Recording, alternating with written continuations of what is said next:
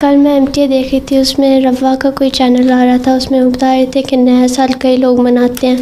پر کیا ہم احمدیوں کو منانا چاہیے؟ نئے سال اس طرح منانا چاہیے کہ نئے سال میں صدقہ دو، نفل پڑھو ہیں، اور نئے سال کا آغاز کو دعا کرو کہ اللہ تعالیٰ نیا سال جو ہے وہ ہمارے لیے ذاتی طور پہ، ہمارے گھر والوں کے لیے، جماعت کے لیے، دنیا کے لیے، انسانیت کے لیے بہتر ہو، اور جو حرکتیں دنیا کرتی رہی ہے پچھلے سال میں برائیاں وہ نہ ہوں، اللہ تعالیٰ کا پیار جذب کرنے والے ہوں، تاکہ اللہ تعالیٰ کی رحم کی نظر ہم پہ پڑے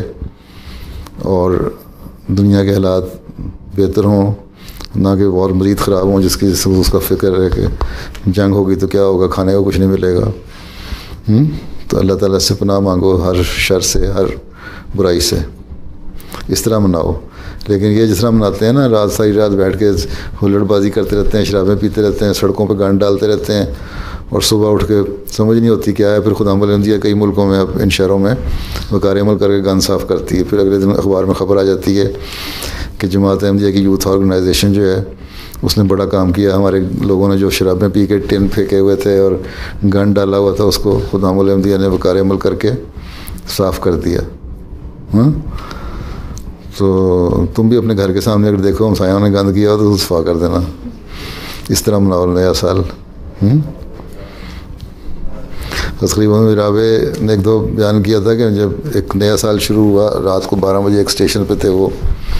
تو انہوں نے اخبار بچھایا، وہاں نفل پڑھنے شروع کر دیے ہیں۔ تو ایک بوڑھا بابا وہاں کھڑا ان کو دیکھتا رہا، انگریز ہیں، یہاں کا لوکل، یہیں کسی اسٹیشن میں لندن میں۔ پرانی بات جب یہاں پڑھتے تھے، پرانے زمانے کی 50s میں بات ہے، تو اس کے بعد وہ جب نماز انہوں نے ختم کی تو آ کے ان کو ملا اور رونے لگ گیا کہ ساری دنیا تو شرابوں اور نشوں میں پڑی ہوئی ہے، اور تم ایک اللہ تعالیٰ کی عبادت کر کے اس سے نئے سال کا آغاز کر رہے ہو۔ تو یہ جماعت احمدیہ کا نیا سال کا آغاز تو اس طرح ہونا چاہیے۔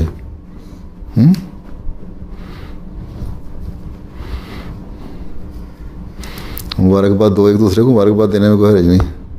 تم نے دے دی مجھے، میں نے تمہیں دے دی، ساروں کو دے دی۔ بلکہ کل جمعہ میں نے دعائیں فکرات کہہ دیے تھے نئے سال کے لیے۔